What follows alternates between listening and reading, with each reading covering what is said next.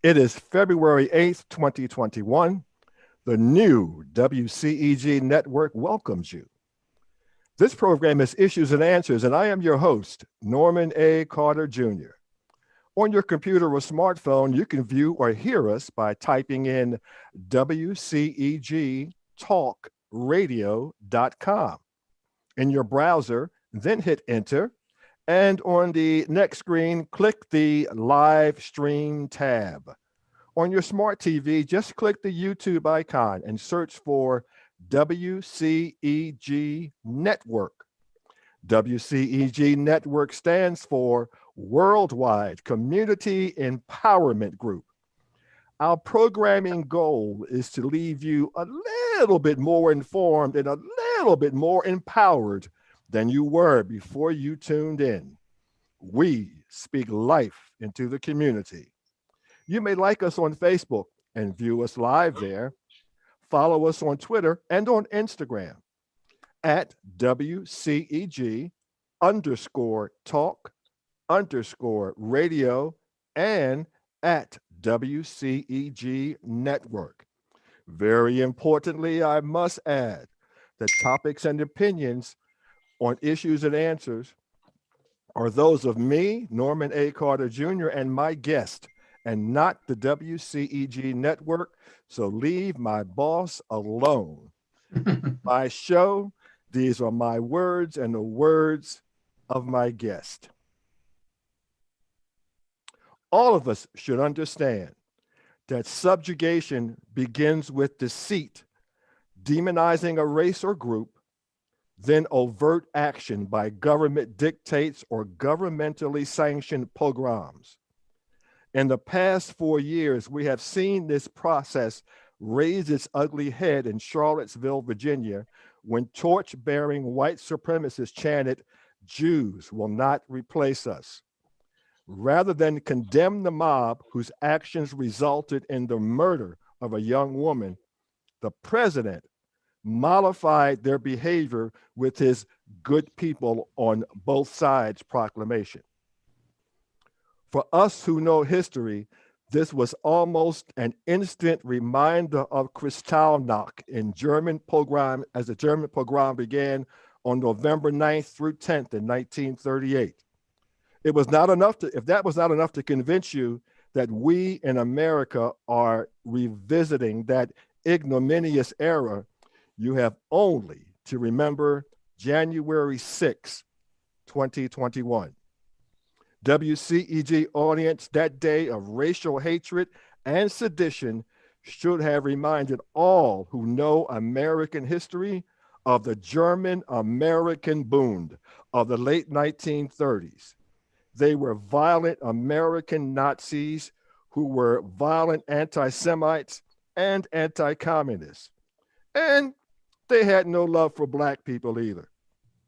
The organization claimed to show its loyalty to America by displaying the flag of the United States alongside the flag of Nazi Germany at Bund meetings. Does that remind you of January 6th? We saw Nazi insignia on January 6th. We saw American rebellion flags. Stop calling them Confederate flags. We saw laughing racists with T-shirts reminding us of the gates of hell of the Auschwitz death camp with the words, "Work sets you free." Our nation's capital was attacked 87 years after the German Reichstag was destroyed by Adolf Hitler's supporters. Those of you saying, "What has that to do with me?" Let me read you a poem written by Martin Niemöller. He was a German Lutheran pastor during the aforementioned era. It's about closing your eyes to events around you. First, they came. First, they came for the communists, and I did not speak out because I was not a communist. Then they came for the socialists, and I did not speak out because I was not a socialist. They came for the trade unions, and I did not speak out because I was not a trade unionist. They came out for the Jews, and I did not speak out because I was not a Jew. Then they came for me, and there was no one left to speak out for me. Think about that, America. I'd like to welcome our guests, our illustrious guests, to our discussion today. I'll introduce them one by one. First, Mr. Russ Bellant. Mr. Bellant is a journalist, political activist, and author. He is one of the founders of Public Eye magazine and Political Research Associates. He authored Old Nazis, The New Right, and the Republican Party. It is considered the most controversial and most widely cited of his books. The Harvard Educational Review calls it an important book which exposes the roots and growth of domestic fascist networks. Chris Simpson, who's also with us today, wrote the preface, and he says this book presents some of the best new research into the seamy side of the Reagan Revolution. His careful dissection of the American Security Council Foundation and of certain Republican Party organizations clearly establishes the neo-fascist thinking that is flourishing among some of the right-wing activists who today drape themselves in the American flag. Some of his books are The Coors Connection, How Coors Family Philanthropy Undermines Democratic Pluralism, and also The Righteous Right in Michigan Politics. Mr. Christopher Simpson is a retired professor of communication at American University in Washington, D.C. Welcome. His books include Blowback, the first account of America's recruitment of Nazis and its disastrous effect on our domestic and foreign policy, which won a National Jewish Book Award, and The Splendid Blonde Beast, Money, Law, and Genocide in the 20th Century. Christopher Simpson's new research reveals that CIA Chief Allen Douglas organized the escape of the highest-ranking SS killers to survive the World War II, along with a number of officers and senior aides. Each of these Nazis have been personally responsible for the deportation of Jews to death camps and for mass executions of resistance fighters. Dulles, Secretary of State, also used U.S. government lists to help install former slave labor specialists. I'm sorry, he's a CIA chief, not the Secretary of State, that was his brother. Lists to help install former slave labor specialists in key positions in post-war Germany, in addition to presenting this revelatory expose of government malfeasance. Simpson traces the roots of mass murder as an instrument of state power, from the Armenian genocide of World War I through Hitler's Holocaust. The Splendid Blonde Beast is a disturbing and often profound book about the roots of evil in our time. Next, we have Mr. David Lee Preston. He is a Pulitzer Prize finalist with over 4 decades as a reporter, columnist, and editor at the Philadelphia Inquirer, the Philadelphia Daily News, and Inquirer.com. He has been senior editor at CNN.com in Atlanta and a reporter at the Kansas City Star and the Wilmington News Journal. He reported throughout the Middle East for Universal Press Syndicate during the Iranian Revolution in 1979. His articles have appeared in the Washington Post, the Los Angeles Times, the Wall Street Journal, and many other publications. He holds bachelor's and master's degrees from the University of Missouri School of Journalism. In 2005, he taught journalism at Beijing Foreign Studies University in China. Have to give a little shout out to his wife, Mrs. Rhonda B. Goldfein. She is executive director of the AIDS Law Project of Pennsylvania and is a nationally recognized advocate for people living with HIV/AIDS.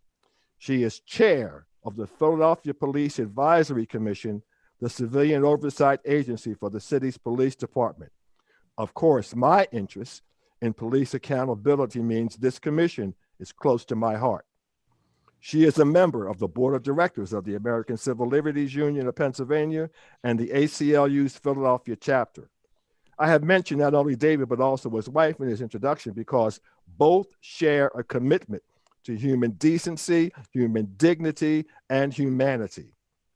Personally, my attention was drawn to David because of a commentary he wrote in the Philadelphia Inquirer in July of 2016. I have mentioned this article entitled Commentary, Son of Holocaust Survivors Ask, Whither the GOP, several times in social media. When the insurrection riot in our nation's capital occurred on January 6, 2021, this article immediately came to mind. 33 years ago, his articles in the Philadelphia Inquirer helped to oust Nazi-linked immigrants from leadership roles in the Bush Quayle campaign. All of us, regardless of race, religion, or culture, have something to learn from all of our guests. Gentlemen, welcome to WCEG's Issues and Answers. Thank you. Thank you. Glad to have you. I just have a few questions, and I must say to our panel that I do have a few questions that I will bring up during this broadcast, but I am sure you have answers to questions I would never think of. Your expertise is extensive, but I would like to begin with David. David, your series of articles in 1988 may have caused interest tremors in Philadelphia, but they caused an earthquake in Washington, D.C. Can you please speak to our audience about that article or those series of articles? Sure. First, Norman, I can't imagine why you would be interested in what my wife does with the Police Advisory Committee. Not fair. Thank you. That won't be the first book I hold up during this broadcast. Thank you. Thank you. You know, when you invited me, it was because of that piece that you read just before the Republican National Convention in Cleveland, where I brought up some of the work I had done in 1988. But that 1988 was a pivotal year for all three of your guests. Chris Simpson's monumental work, Blowback, had just come out. I actually had the honor to review it in the Inquirer. And very soon after that, Russ's groundbreaking examination of Republican, former Nazi emigres in leadership roles in the Republican Party came to my attention, and his work was absolutely instrumental in enabling me to do those pieces in the Philadelphia Inquirer. I wasn't the only one writing about this issue at the time. As I recall, if memory serves, Joe Conason of the Village Voice was writing about it. Larry Kohler in the Washington Jewish Week was writing about it. And Russ himself, as I recall, had an op-ed piece that was in the New York Times. So I think all of these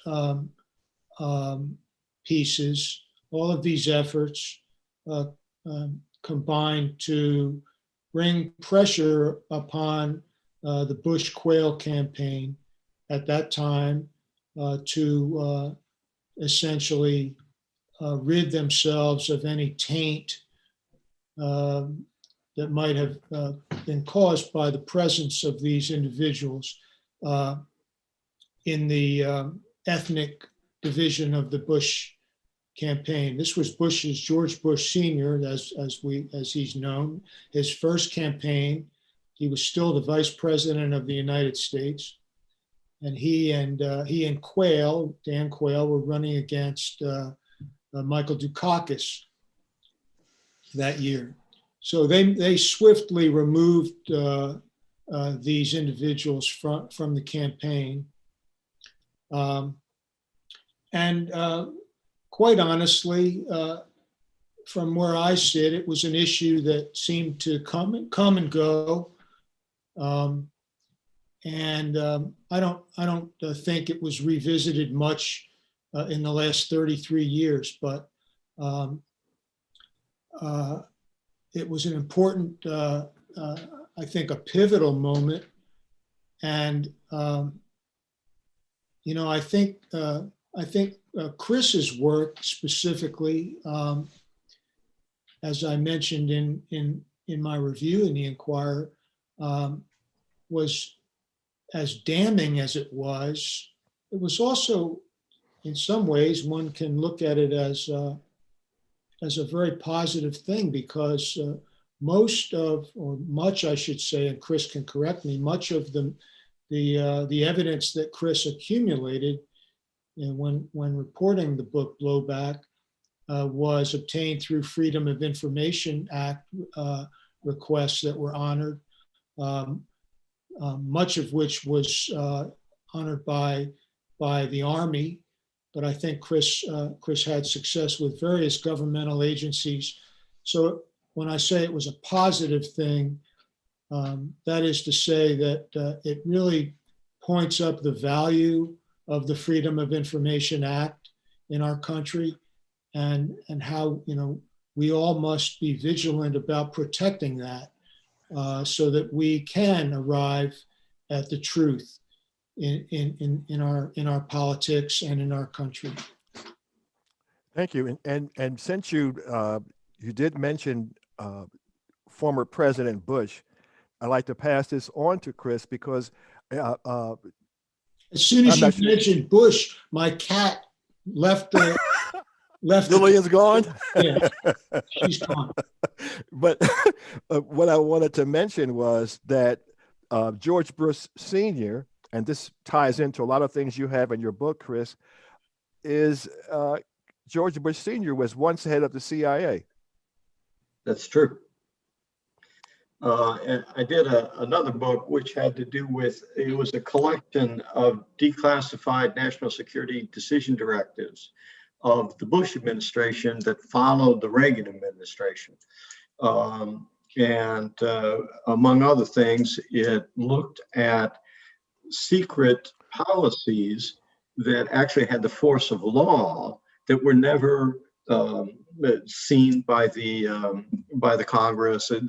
They weren't passed into law the way most laws are, but they were declared in a classified form by the National Security Council. And that those things, those policies in turn rippled out into issues in the Middle East and into CIA tactics in Latin America and other global crises that we could spend an awful lot of time on. But the point being is that the Bushes were simply relatively modern examples of longer and deeper trends in American culture. Very good. And keeping along that same line, because we had Ronald Reagan, who is looked upon as the Republican icon today, and he had a lot of involvement. I mean, I was getting into the Reagan doctrine that you speak of, and how that became a litmus test for conservative Republican orthodoxy and the new liberationist goal. How impactful is that on today's politics? Well, I'll tell you, we're in the introduction, and so far we've been talking, at least in part, about immigrants, mainly from Eastern Europe, refugees from World War II, who had been engaged in the Nazi Holocaust, who had been mass murderers during World War II, but were brought to the United States mainly for political reasons, that became politically active after having arrived here. But that said, in America that we live in, the extreme right-wing terrorism, that's been around for 200 years, right? That's what the Ku Klux Klan was. That's what the White Citizens Councils were. That's what the only way. That's what the organized theft of land throughout the South after the Civil War. That's what that was about. The only way to hold together those kind of crimes, to keep that society from blowing apart, is through terror, apartheid-style terror. And so that when we get up into the 20th century, this is already old stuff. This is old news. Well, just as a little aside, I'd like for all of our listeners, based on what Chris said, if you ever have an opportunity to watch the movie from 1937 called Black Legion, you need to watch that movie, because it's very relevant to what went on back then and what he just said and what's going on now. So thank you for that. This is an open question for the panel. I'd like to throw this one out. Can someone explain to our audience Operation Paperclip? I can talk about it if you want. I mean, basically what it was at the end of World War II, Hitler committed suicide. Nazi Germany was defeated. Europe was in ashes. But Nazi Germany, prior to its defeat in the war, had been a major scientific power. They'd been cutting edge rockets. They'd been cutting edge turbines. They'd been cutting edge other type of chemical and biological weapons. And so all of the powers that defeated Nazi Germany, the United States, the British, the French, the Russians, they all wanted to take as much of that, as many of those scientists and as much of that information and as many of those supplies as they could lay their hands on. And that's what they did. And one notable thing about this is tons of radioactive uranium, enriched radioactive uranium, that the United States eventually used in its atomic weapons program. So this was, Project Paperclip was set up by the Truman administration to recruit these scientists, bring them to the United States, give them a whitewashed background, and put them back to work preparing for World War III with the Russians, which at that time was what the mainstream military establishment of the United States believed was going to happen, is a war with the Russians. So Paperclip was a way to lay hands on those folks. Okay, well, so that was for the scientists, but there were also what you might call social scientists, which is to say the psychologists and the sociologists and the people of that sort, experts on this or that and the other thing. Well, where were those people as far as Nazi Germany was concerned? Well, or the specialists. The Nazi Germans fought a war with the Soviet Union, right? And so those were in the intelligence services of Nazi Germany. Now, the intelligence services of Nazi Germany were the central organizing impetus for the mass murders of World War II. Certainly the mass murders associated with the Holocaust, but also other types of crimes. First of all, those mass murders all through the Baltic region, all through Central Europe and so forth. Second of all, there were other types of mass crimes, such as at the beginning of World War II, the Germans captured between 3 and 4 million Russian soldiers and put them in concentration camps and starved them to death, literally. So that there were there were a variety of initiatives by Nazi Germany, a variety of crimes by Nazi Germany. And the United States, in looking for German experts about the Soviet Union, who knew about, say, for example, the Russian train systems, about the Russian river systems, about what their agricultural system was, and all of those kind of questions, what the minority ethnicities in the Soviet Union, where they were, lived, right? Those people were recruited by the CIA and brought to the United States for doing the types of jobs that the CIA does, which is gathering intelligence or assisting strategic decision makers in coming up with clever programs for doing what the administrators want done. So that when those guys were brought to the United States, you're not just getting a scientist or something. You're getting a guy who's individually, personally, a mass murderer. Okay. Thank you. Going along that line, Russ, President Reagan was held as being the iconic Republican. I brought that up before. Reagan thought it was important to visit the graves of the Waffen SS soldiers, and only after worldwide commendation did he reluctantly visit Bergen-Belsen's concentration camp.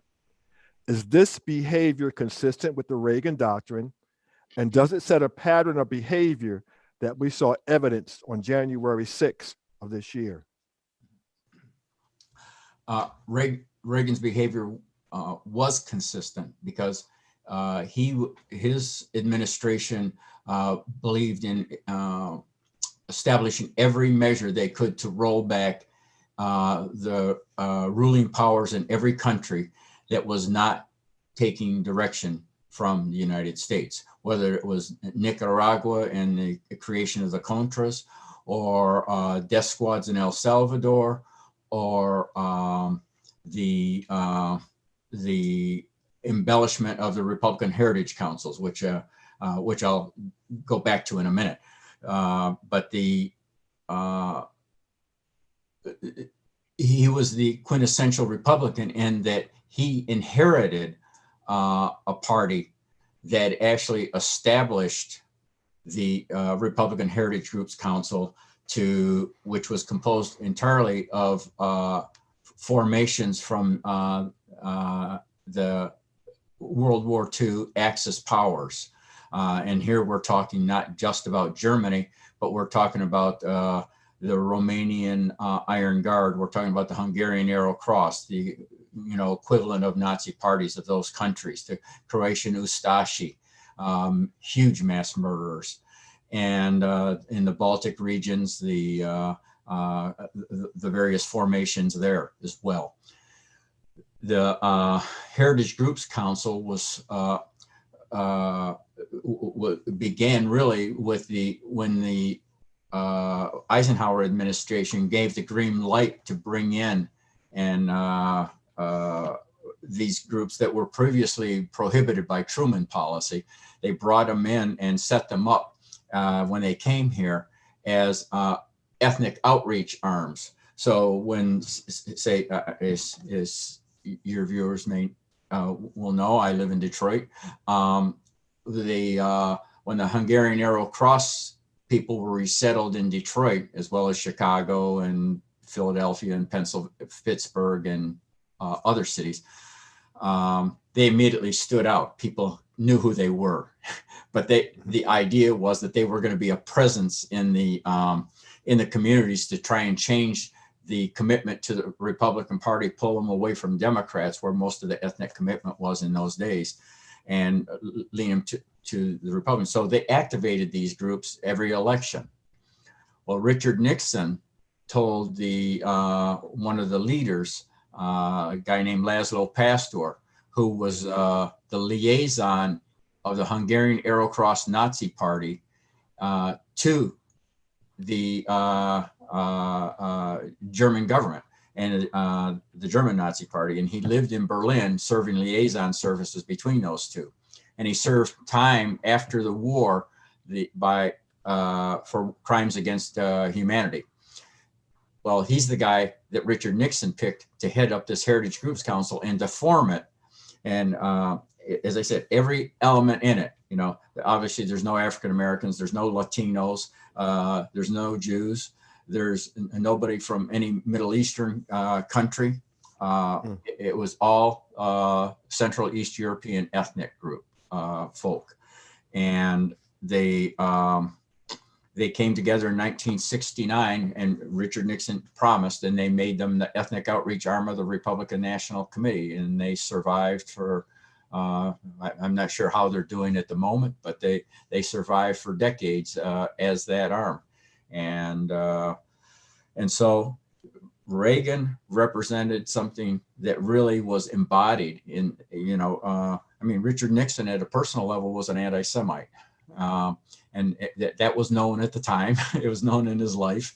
And, you know, if you dust off his history and you look at Operation Condor in Latin America, or things done in many other countries, and in Southeast Asia and so forth, you see that elements of brutality and the commitment to brutality against people that you don't want to share power with was well established in the Republican Party. And the Nixon administration started bringing together the components that would become the new right. And you may remember that famous quote from his Attorney General, John Mitchell: "This country's going to go so far to the right, you'll never recognize it." And that was the Nixon administration. So Reagan administration inherited the fruits of those efforts and lived it and believed in it and took it further. And it lives with us today. We have a question from a professor from the University of Chicago, Mr. Joe Sterling. And he wants to know if the panelists have any thoughts about a book written by Kathleen Belew, a professor at the University of Chicago. It's called Bring the War Home, The White Power Movement and Paramilitary America. Are you familiar with that? I'm sorry. I think that's a relatively new one. Okay. And no, I haven't read it. But I have seen it noted in the press, and it's a very interesting, at least according to press reviews, is a very interesting and valuable book. Okay, thank you. There's a headline, and another question I'll just throw out to all. I read a opinion piece in the New York Times from Olivia B. Waxman. It says, "Hate never dies, it just takes a break." How does that impact what you've been talking about in the past and what we saw on January 6th? Well, I was certainly triggered by watching what happened on January 6th on television. My motivation as a journalist always goes back to my being a child of Holocaust survivors. My father survived Auschwitz and Buchenwald and had an Auschwitz number on his arm. And my mother survived 14 months hiding in the sewers beneath the city of what is now the Ukrainian city of Lviv, rescued by Polish Catholic sewer workers who risked their lives and their families' lives to do that. So my whole life pretty much has been formed by the knowledge that I grew up without grandparents, wondering why that was. And then as an adult, devoting my life to a career in journalism, seeking truth. And when I saw this mob storming our nation's capital, I could only think of, as you said, Norman, Kristallnacht in 1938, where Germans motivated by what they thought was their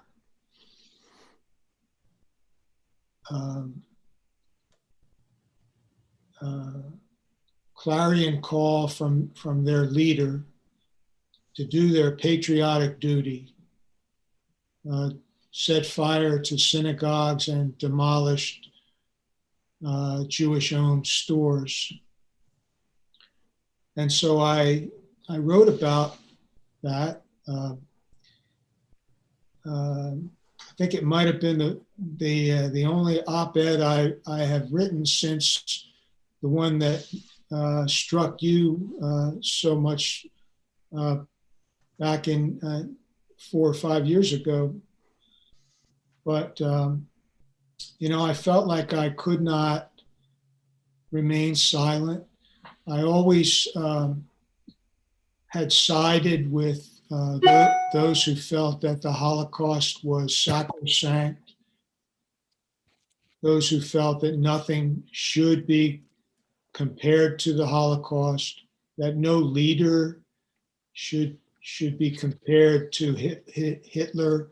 And yet, here we were watching on January 6th in our own nation's capital, our fellow Americans attacking the Capitol, breaking the glass,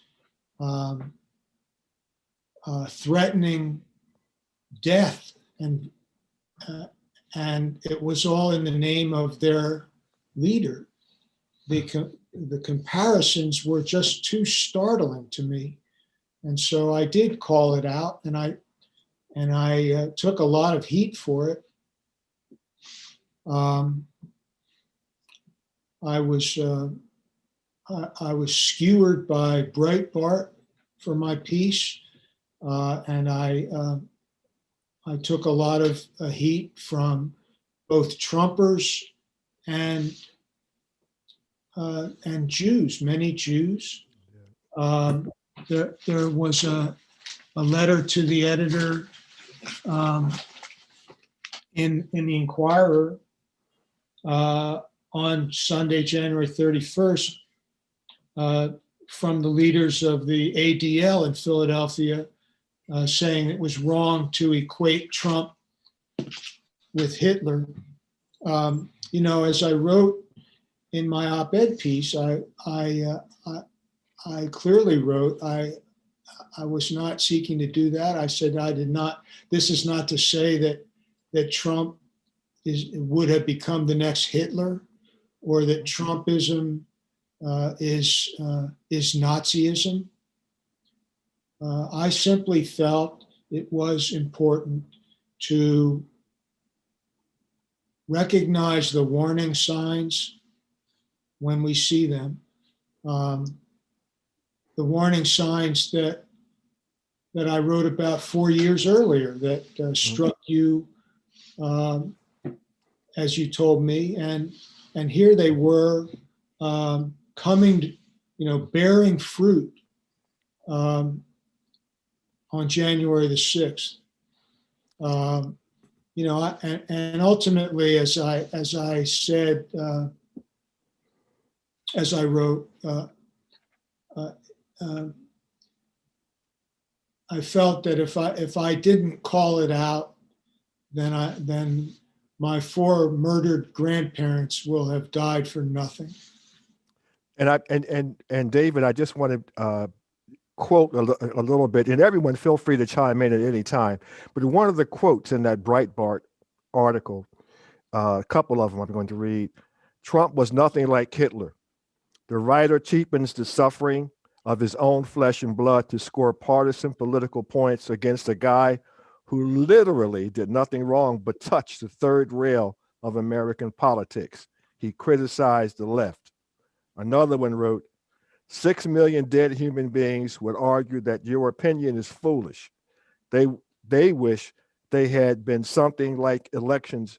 They wish there had been something like elections in Germany.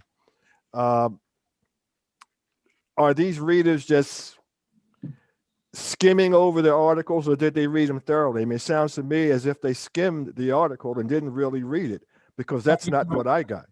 My mother, who became a very prominent spokesperson for the victims and the survivors of the Holocaust, always said we must be vigilant because laws can be rewritten and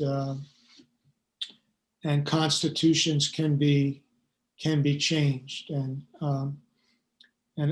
I respect anyone who actually read my piece and had a different feeling about it. I respect that.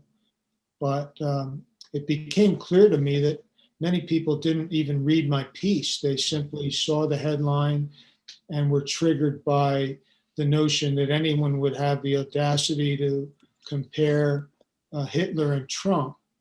I had a call from a guy in California who found my number on my website, and he described himself as a Jew who voted twice for Trump, and he just felt that my piece was outrageous. Well, it became clear to me after I spoke to him for 15 minutes that he hadn't read my piece at all. Mm-hmm. Mm-hmm. He admitted to me that he hadn't read it. So, we live in such a contentious moment. People need to arm themselves with facts. Yes. I want to, obviously, in addition to promoting your book, Norman, I obviously will promote this tremendous work, which was followed up by this. Let me. Right. Well, you have a newer edition. I have the first edition. Okay. I also want to mention this book. You get the e-edition, and you get it for about $5. You can get the whole run of it. It's a lot cheaper, believe me. This is another very important book. It actually was published. Yes, that's a good book. 3 or 4 years ago, and it's now back on the New York Times bestseller list. You can read it in one sitting. It's almost like, dare I say it, it's almost like a Bible on how we must behave in response to these troubling trends in our country. I think that you have to study the Holocaust, right? I mean, that just as you have to study American history. You want to understand how the United States was formed, you've got to study it. You want to understand how hatred, particularly anti-Semitism, works, you've got to study the Holocaust. I came across an interesting parallel just last night, is that there's been much talk about QAnon,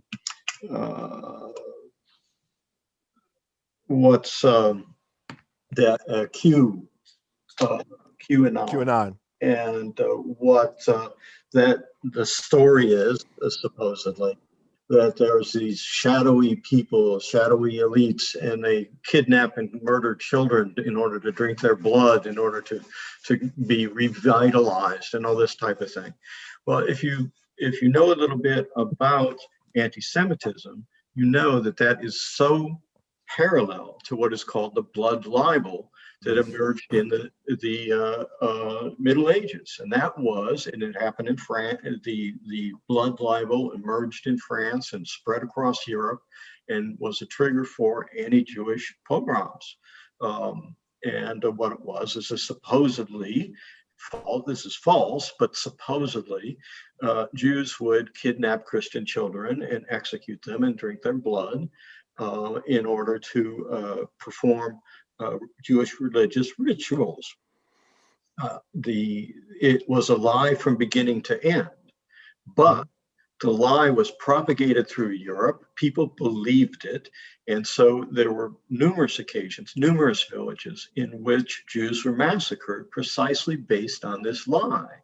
And if you look at the similarities between what QAnon is accusing people of doing and what the medieval blood libels, this is 1,000 years ago now, the medieval blood libels about Jews were, they're completely parallel. The same types of fears, the same psychology, the same mystery that supposedly surrounds the whole thing, and the same identification of a group of people who can be persecuted or killed because they are supposedly responsible for these crimes. Absolutely. Russ, I interested in a little bit of information about orange is the new black. Mm-hmm. You Yes. could explain that to our audience. I think that's very important and it's very relevant to what we're talking about today. Sure. That was another 2016 piece written right after David Lee's Preston's piece that I wrote. Orange, of course, was a reference to Donald Trump, who commonly had orange hair at the time. And the new black was a swastika. And I tried to bring some information out that wasn't exactly secret, but it wasn't widely known publicly either. That Donald Trump was raised in a Ku Klux Klan family. His father was Klan, going back to early 1920s. That he his first wife, then divorced in 1990, gave an interview to Vanity Fair and talked about things that people wouldn't have otherwise known about Trump, including what we talked about before, his bedside reading. His only book for his bedside reading was Hitler's Collected Speeches, which was published when Nazi Germany was still at its height. And Hitler called it his second Mein Kampf. That's your bedside reading. And she also gave a narrative about a cousin of Donald Trump's, who, when he would come in Donald's office, would give him a Nazi greeting, clicking his heels and so forth and saluting. And Donald Trump was not offended by this. This was not considered a joke. There was an understanding that existed. And of course, the Trump family ran a completely segregated housing network, apartments and buildings and so forth, which were exclusively available only to Caucasian citizens of some various nationalities. And when Trump, in talking about this, I also talked about the people who were part of his campaign in 2016, including the Breitbart folks, and others, and people from the Council for National Policy, Kellyanne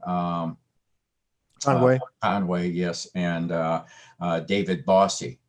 And I thought this part was important too, because the Council for National Policy is a highly secretive organization of the most influential leaders of the right wing in the United States. It's the key funders and the key leaders, the key organizers, the key propagandists. When Donald Trump appeared in front of this group last year, and it was videoed, they digitized all the faces of all the attendees so nobody would know who was in the Council for National Policy. And all the members are pledged to keep their memberships secret and to never reveal who was in it.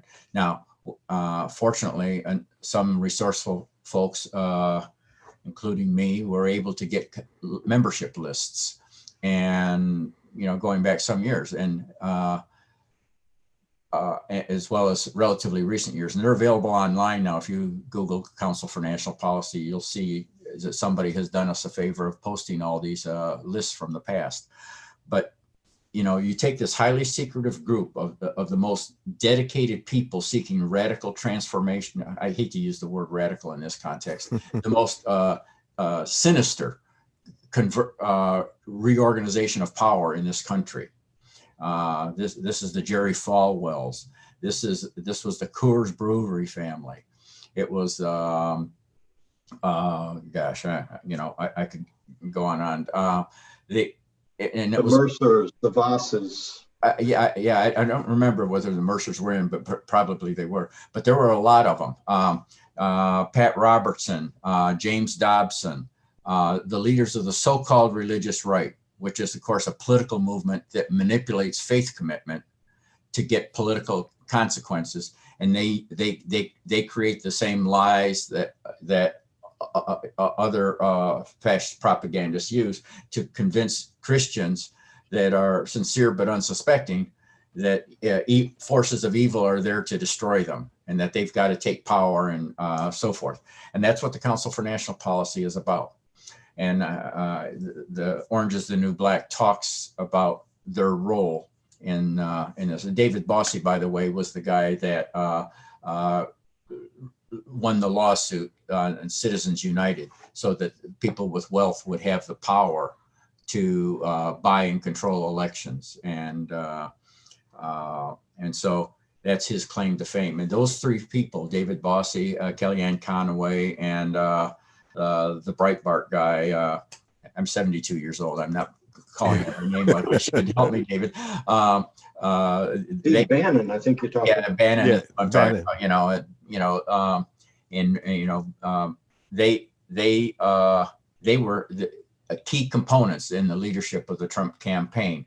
And so you take the Council for National Policy, and you take the commitment of the white supremacist groups that had usually not been reported on in the commercial press as factors in the election until 2016, when they were interviewing Klan and neo-Nazi groups all over. Yeah, we're with Trump, and so, and they know that Trump was Klan back in the day, and probably still was. So that was an attempt to tell the stories of these secretive and sinister sources of power that was propelling Trump forward. And I believe to this day that the press really is finding it difficult, even though there's published sources like his first wife telling these stories about him. And the writer of the Vanity Fair article in 1990 said, I got the impression from her that she's hinting to me that Donald Trump is a closet Nazi. She said, that was all in print in 1990. Okay. Yeah. And it's still being dodged today, but if you watch the way Trump operated, when he did the video of coming back from Walter Reed from his COVID encounter, did you see that video that they did? It starts with a helicopter in the distant air coming in and zooming in on the camera. And the first thing you think of is Triumph of the Will, Leni Riefenstahl. Yes, that movie. Yes, that movie. Absolutely. And he comes and descends like an angel sent from heaven, right? Yes. Deliverer from heaven. And then he goes out and, walks up and does the balcony piece, just like Hitler did. In 17 seconds, he summarized Triumph of the Will as a propaganda tool. And, you just see all these parallels. If you're looking and you know that there's something there, you can see the evidence for it. Well, I might add, Norman, just to piggyback off what Russ just mentioned,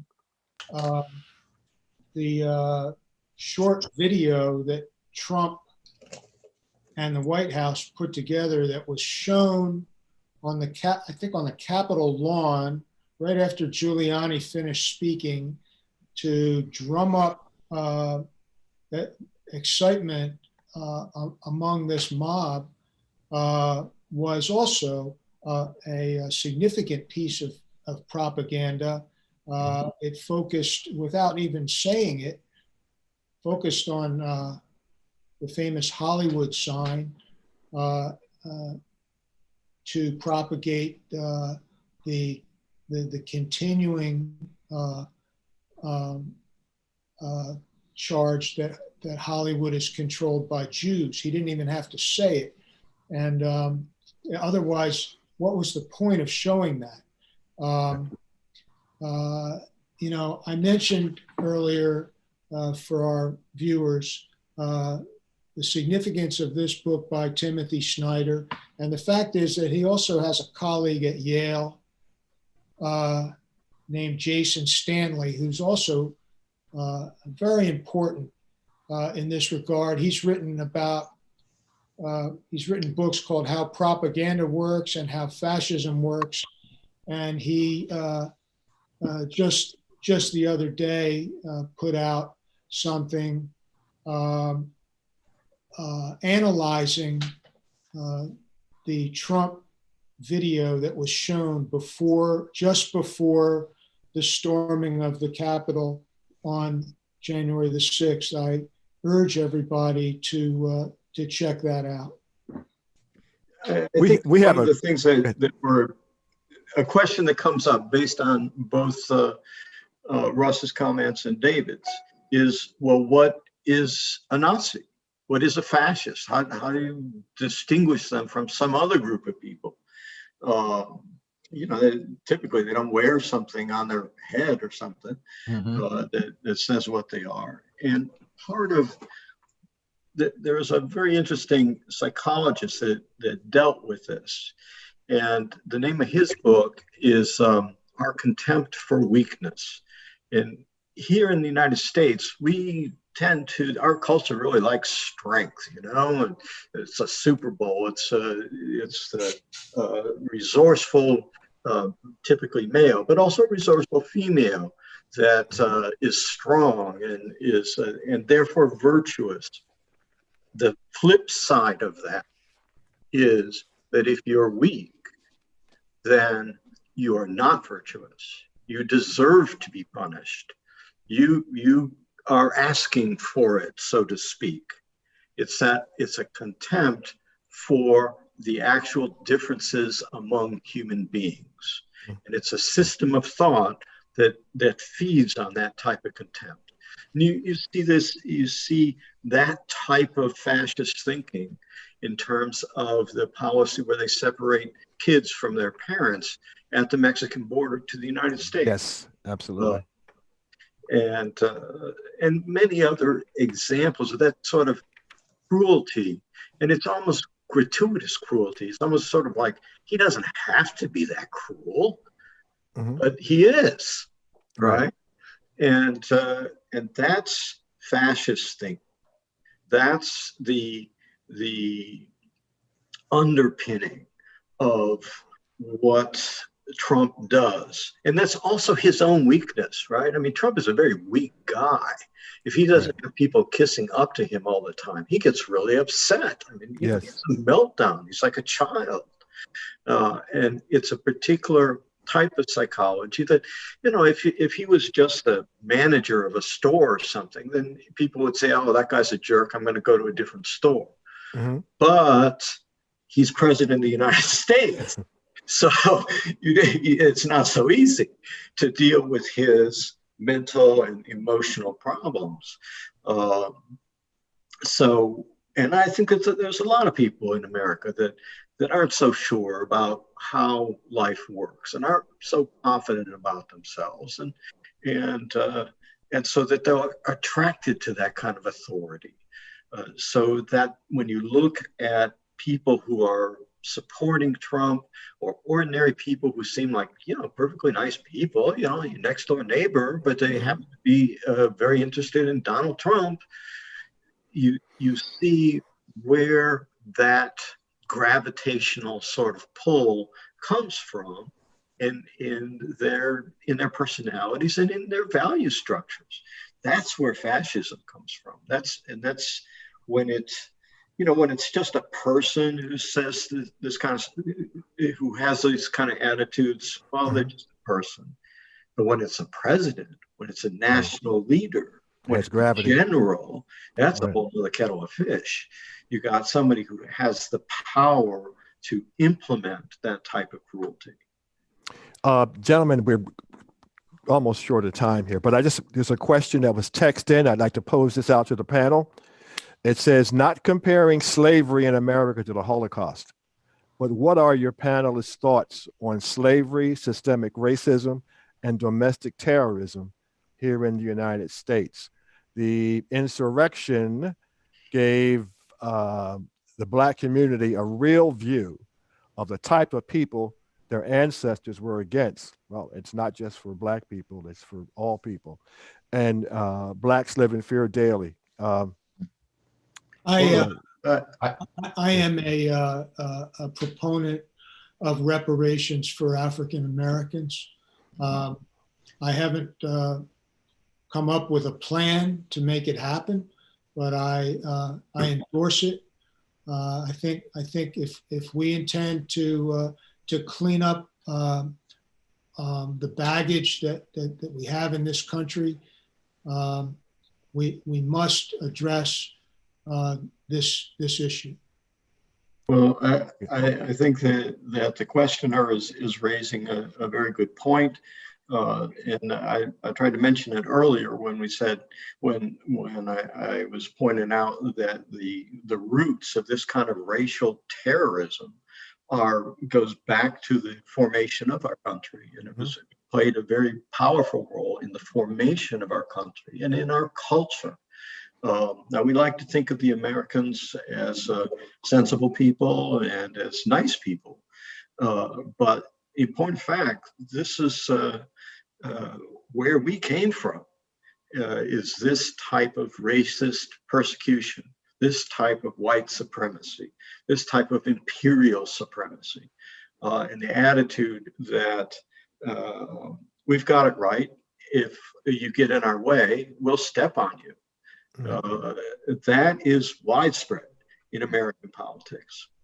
I would just like to add, please, if I may, and I know it's Black History Month, so it's a particularly relevant question, but I also believe we have to do right by Native Americans. Absolutely. Yes, absolutely. Yes. Russ? I think that the question of race in America was that the presence of Blacks on your property was tolerable when it was to your economic benefit during the period of slavery.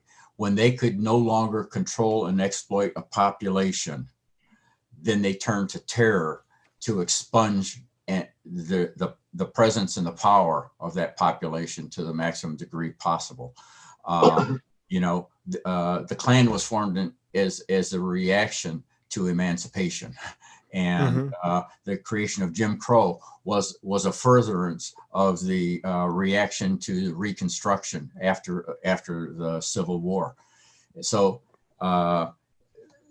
if you can't economically exploit a people and justify that exploitation on a dehumanized stereotyping conviction, then you terrorize the people so that you don't allow them to coexist and co-marry and become part of your community. And that's been the history and continues to be history. I mean, we had police unit in Detroit that existed to murder Black people and put street terror continually. They're called the Big Four, and they committed street terror. A young African-American child in Detroit, this was up to 67, this was going on. And they recruited from the South. They were trained, you never look at a Big Four police officer. You always avoid them and don't even look at them because they will shoot you in the back. And that's how people were raised for a century after the Civil War in this country. And Detroit was not unique, as you know. And so, this continuing effort to expunge the survival of this murderous doctrine is still our struggle today. I wanted to just jump in here because I really wanted to criticize a portion of the Breitbart statement that was directed to David. And in part, and I'm not going to quote it all entirely, but it says that what you guys are doing is for political and financial gain. And having read your backgrounds, your collective backgrounds, I think we need to make this clear that that's the least of your concerns. That for you, David, especially, this is personal. And I think it's personal for all of you. Yeah. And I think that we need to make this clear that that none of you have tunnel vision. That you know, what's done to one minority is going to be done to another. And that's been proven by this last administration. No one is safe. Mm-hmm. And when we're silent about that, so many people are adversely affected. Well, it goes back to the quote that you read at the very beginning of this program, right? Yes. First they came. Right. Absolutely. And I have put that out on Facebook, and I wish that more and more people would read that and just read it and digest it, because it is so valid and is so important. And today, when we look at that vision of what happened at the White House, no one's safe. No one's safe. I'd add something to that. That is that you've got to push back. Yes. That it's one thing to know that the system is screwed, but it's another thing to stand up to it in an effective way. And there's a price to be paid when you stand up. But nevertheless, that's what we're called upon to do. And I don't mean just the people on this panel. I'm talking about American society. Mm-hmm. That's right. That has to be part of the equation. That the people who are oppressors, they feel that they have to be oppressors, right? I mean, that's how they prove that they're superior. Right. But if you don't push back, then they're just going to keep doing it. Right. There's a Facebook question. I just want to get to as many as I can. Is the Mercer family part of the Council for National Policy? Does anyone have an answer to that? I don't have a factual answer to that, because I haven't memorized the whole membership list. But the most recent membership lists that are public are available online. Again, if you look up Council for National Policy, you can see who everybody is. Okay, thank you. They're a few years old, though. I don't want to get away before I quote this line, and I think it's relevant to what everyone says. It's from Blowback. No one, it seems, not even Adolf Eichmann's personal staff, who was too tainted to be rejected by the CIA's recruiters, as long as his or her relationship with the U.S. government could be kept secret. I mean, David, we just saw the other day about a young girl.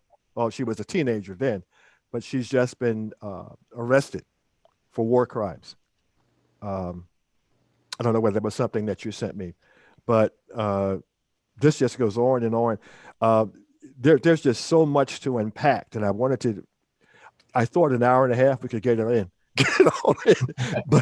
but there is just so much. I wanted to get into Vasilov's army and the Waffen SS. We didn't have enough time to really get into that, but we have a question about the warning signs. Can you?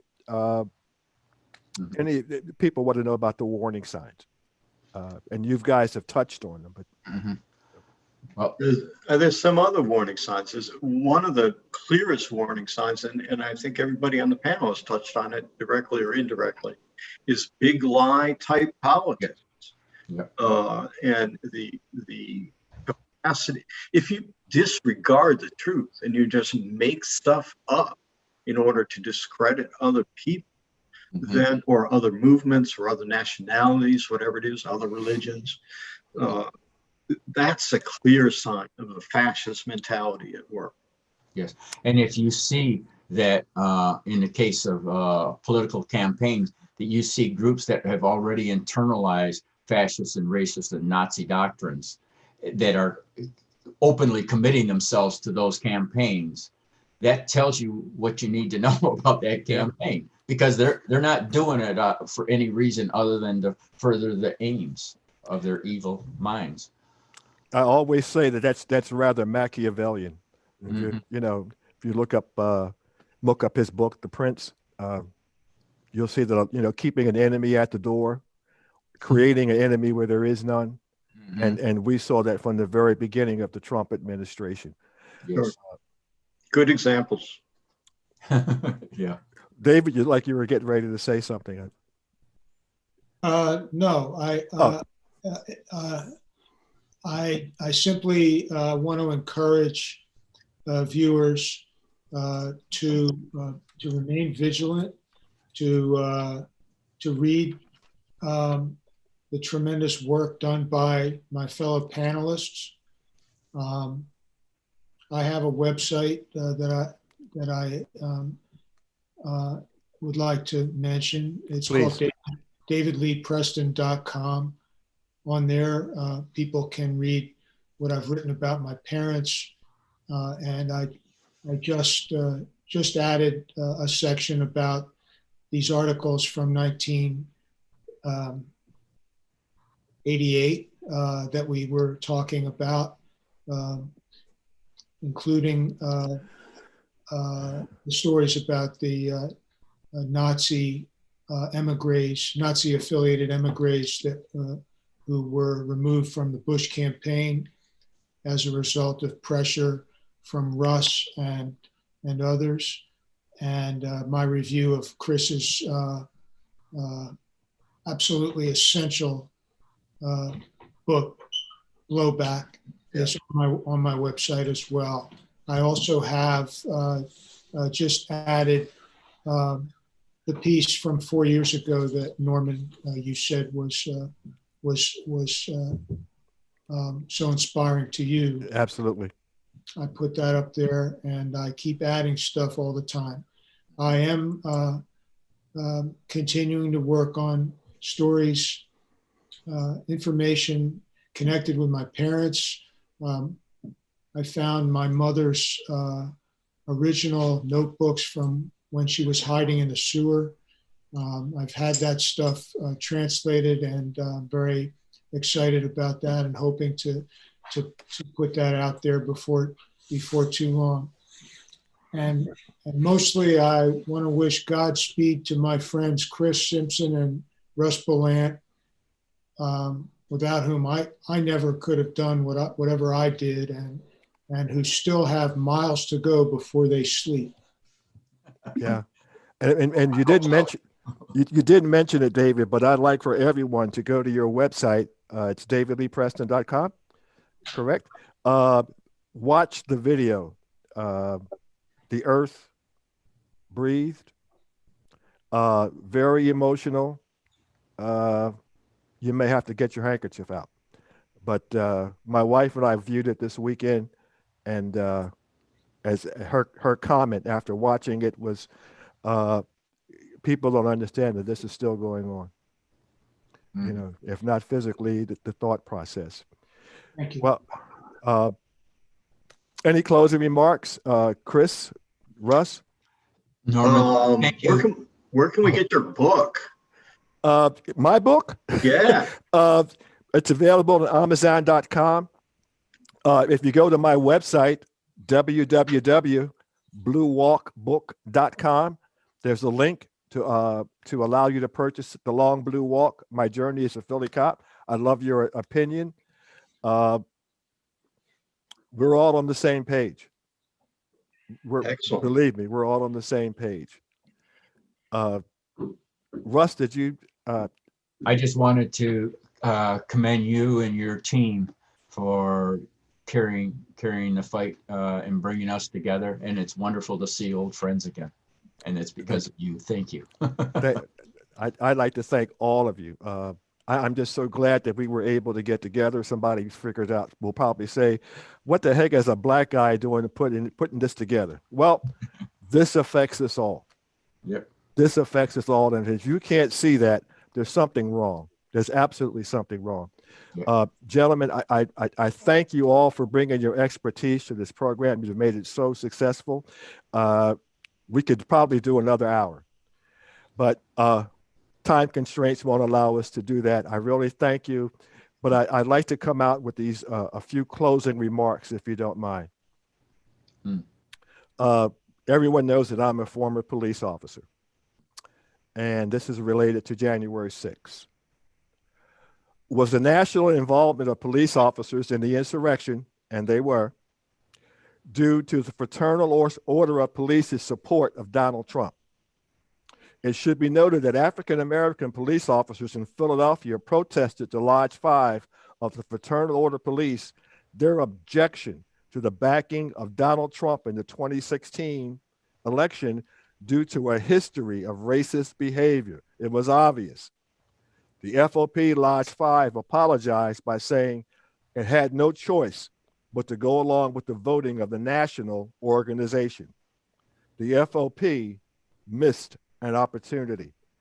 I have a list of all these police officers that were involved in the insurrection attempt. The FOP has long been a four-letter word to the African-American community.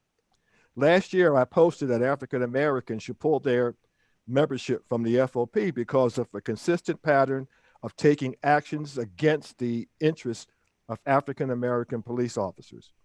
This was met with outrage by white police officers. Yes, the FOP does not represent the African American community, but it does represent African American police officers. This is a fact that year after year is ignored because we're all blue.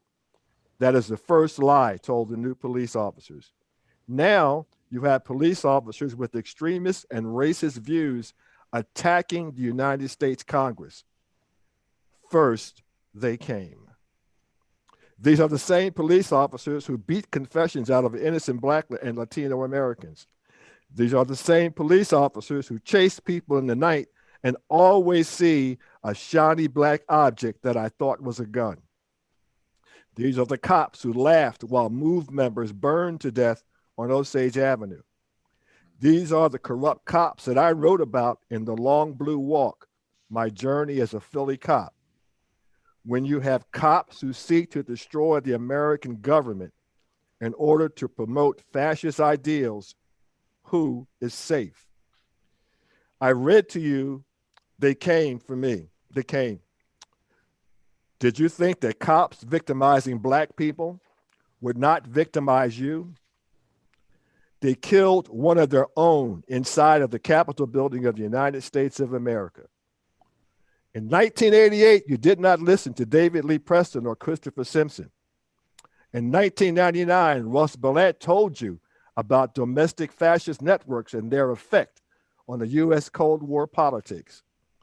Did you think that was just a passing fancy and fade away by the next news cycle?